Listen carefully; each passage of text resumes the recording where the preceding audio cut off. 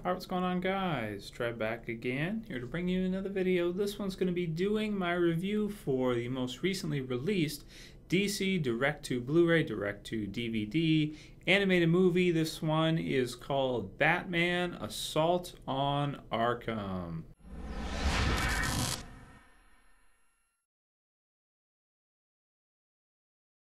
Alright, good stuff, and this will contain spoilers, although not major spoilers. If you guys have not seen the animated movie yet, I won't ruin anything with regards to character deaths or anything like that, because there are some in this one, and it's really, really solid. I actually have never read the Suicide Squad trades or comic books that this one seems to be based on, as far as my knowledge is of it, and it's a little bit misleading, even though the title is Batman Assault on Arkham. It's more like Suicide Squad Assault on Arkham, but I can understand why they did it. I can understand why they put Batman's name in the title because, of course, he's such an iconic superhero, probably the biggest superhero there is, period. You know, him and Superman, always back and forth. You can make that argument. Superman's bigger, but Batman's pretty much the biggest. When you look at the amount of releases and amount of content he gets more than pretty much anybody else. So it makes sense that they would kind of just put his name on it, and he is an important character in this story, but he's not really our main point of view character. This is a really interesting take on this type of story, and I did find it very refreshing because rather than us seeing just another Batman movie, another Batman animated movie, which they've done so many, or another Batman comic book series or something like that, this one we're getting to see Batman's in it, you know, the Joker's in it, but our main concentration, our sort of protagonist, so to speak, or our point of view characters is the Suicide Squad. Basically, the description for this one reads, the plot from the wiki: Amanda Waller forms the Suicide Squad, where their mission is to break into Arkham Asylum and recover top secret information from Riddler. Suicide Squad member Harley Quinn ends up freeing Joker, who makes plans to blow up Arkham Asylum and Gotham City, causing Batman to spring into action. So Batman is in it, but we see it from their point of view, and he kind of comes and goes as he does throughout the entire movie, and it's really fun. In terms of the different characters that make up the Suicide Squad, you have let's see, there is King Shark, who's very fearsome, very scary, and very cool. He's kind of like Bane, except you know, his main thing is that he eats people. A DC character. King Shark is very. For some reason, I find him to be, because sharks are, like, you know, in the water, of course, are pretty much as big a predators as you can get, and he is huge. He's really scary, and he's really fun in this one. Kind of plays, you know, your huge, strong guy type character that also has a metal jaw and likes to eat people. So he's pretty freaky. In addition to that, we have a Harley Quinn, who is so much fun in this one. It's kind of unbelievable how much fun it is to see her in this type of role, and just to get to see her go crazy. You've got the Joker mixed in there. You've got all of her just craziness and funny things that she does throughout the movie, and it's really, really funny. They kind of go to almost like an R-rated territory with her and some of the things that happens with her in the movie, but not entirely. You know, there's no nudity or anything like that, but you know, it's close to it, and you know, some of the things she does is really, really funny in the movie. So I really like to see her in this one and what they did with her. We also have Captain Boomerang, who is a Flash villain, of course, from the Flash Rogues Gallery, and he's pretty good in this one, I want to say. Let's see who else we got. We got, of course, Amanda Waller's in there. We've got Black Spider, who I'm not familiar with. He's another villain that's put together as part of the team.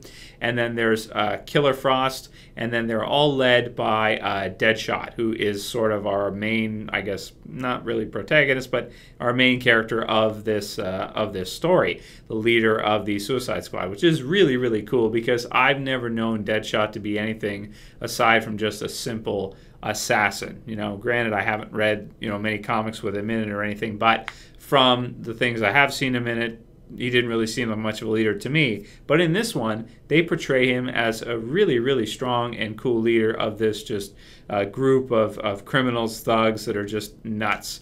And you know, so it starts off there. They break into Arkham. They're going after the Riddler, and you know, step by step, everything just starts to fall apart, and Batman gets involved, and then the Joker gets involved, and in the end, you end up seeing it come down to kind of, you know, those two, but you still have Deadshot mixed in, and then at the very end, of course, Amanda Waller's still there as well, and it's got a pretty cool ending, although I don't want to spoil anything with regards to that. So, in terms of this one, I really enjoy it a lot. I think it's a lot of fun.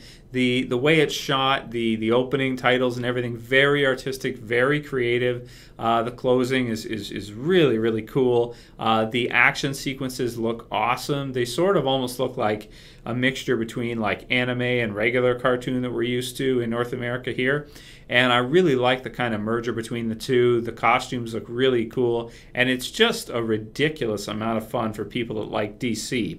This is a great like DC universe movie for anybody that likes DC. If you like, for example, other animated, you know, movies from them like Justice League or any of the Justice League Unlimited TV series, Justice League TV series, Batman, any of that kind of stuff. Even Flash, because you've got Captain Boomerang and some tie-in characters from different heroes and stuff like that, different villains. It's a lot of fun. You have Kevin Conroy as Batman, which is awesome as always.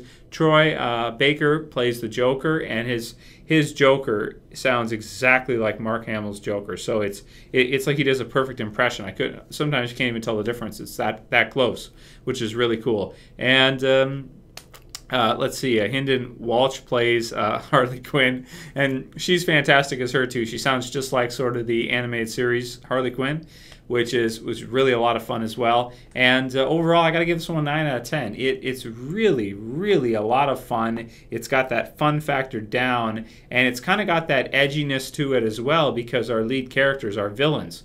So yeah, they will kill during their mission. You know, Shark will jump up and just bite some dude's face off and pull him into the water, or just run through and just start smashing guys with reckless abandon, because they're not heroes. They're not trying to save the day. They're trying to get their mission accomplished. Otherwise, this collar that Waller's put around them will go off and their heads will explode.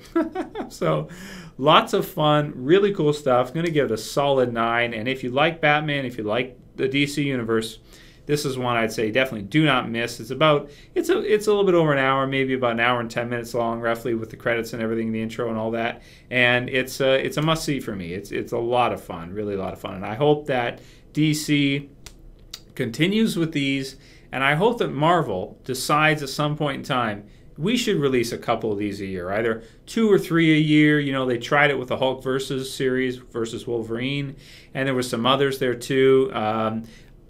They should get back into it. DC is killing it with these. I have so much fun watching these, and this one I definitely enjoyed just as much probably as any other. I mean, they've had some really good ones, with Dark Knight Returns probably being the best, but this one, it's a lot of fun too. It's right up there. So I definitely recommend it if you guys haven't seen it yet. It is up on torrents, but do support it, do buy it if you guys can, if you can afford it. It hits August 12th.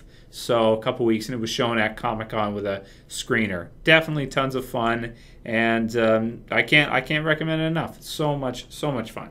If you guys did get a chance to check out the movie, if you did get to see it, please write a comment below. I want to hear what you think, because I enjoyed this one so much. I just want to hear what your guys' thoughts are. If you like the review, though, thumb it up, please. And if you want to help support the channel, please share the video, please favorite it, and that's pretty much all I got to say for this one, guys. Of course, I do review every DC animated movie, so when we get the next one, in fact, I can't remember off the top of my head which one it is. I'll look it up, but I'll review that one as well. So if you want to subscribe and you're new, feel free to subscribe. Aside from that, that's pretty much all I got to say. I'll call it here.